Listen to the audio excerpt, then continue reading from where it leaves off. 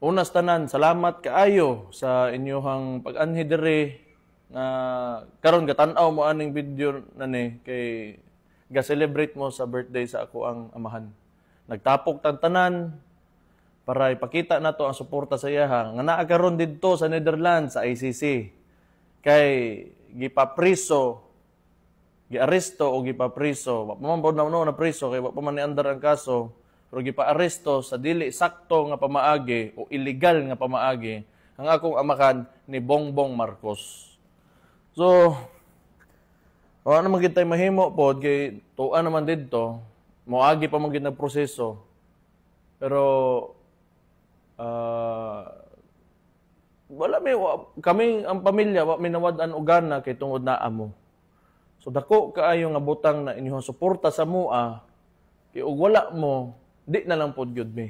Pero tungod kay kamo gasokol permente unya naa pa mo diha sa likod ni PRRD, di gyud pod mi mangundang. So salamat kay ana sa inyo ha gyud. Di lang gyud pod ta mangundang ani. Kinanglan nga ipakita gyud nato sa administrasyon ni Marcos nga di gyud ta mosugot sa iyang gibuhat. Ipakita nato ug ipahibaw nato nga tan-aw na to, mali gyud ang iyang gibuhat.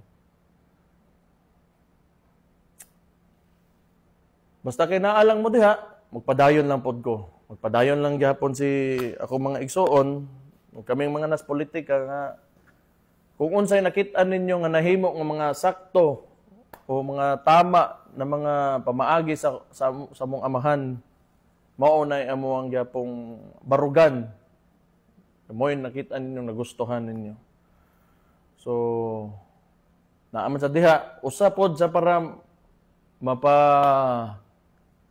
mapadayon na to itong pagsukol, dili na to kalimtan ang mga isyo, labi na sa budget, sa national budget sa Pilipinas. Tanaw na ko, mo'y hinungdan gyud, mo nang gikidnap nila na akong amahan, unsa pa'y ka nang gusto nilang buhaton, sa mua. So kanang GAA nga kwarta sa Pilipinas o kanang PhilHealth nga naglisod sila tubag karon mao na. So di nato nakalimtan ng mga isyu nya padayon ta na mangutana og balik-balikon aron aron mahatag sila sakto nga tubag tama ug tinuod nga tubag sa mga katawhan. Mo tan-aw nako diha gina mo nang napay paggamit pod sa ayuda. Ang mga politiko gitungtungan ang mga ayuda karon nga murag ilaka pero dili ra bagid na kay kwarta man na tawo. Labi na kadtong mga kitang nanarbaho gabayad tagbuwis tanan. Unya para tungtungan nila ingnon nila nga ilaka di na maayo.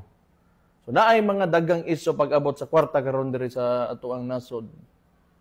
Mao siguro kay maningog man, nanitingog man ang si former president, mao nang ang soko na sila, ilang kidnap.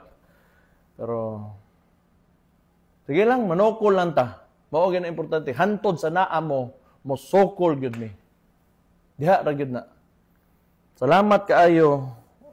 Dako kini nga butang sa mo ang pamilya gyud. Sa kuha, labi na sa kuha gyud pod nga makibaw, nga na mga tao, nga nagapakita og suporta sa kuamahan. Mabuhay mong tanan. Salamat kaayo and God bless you all.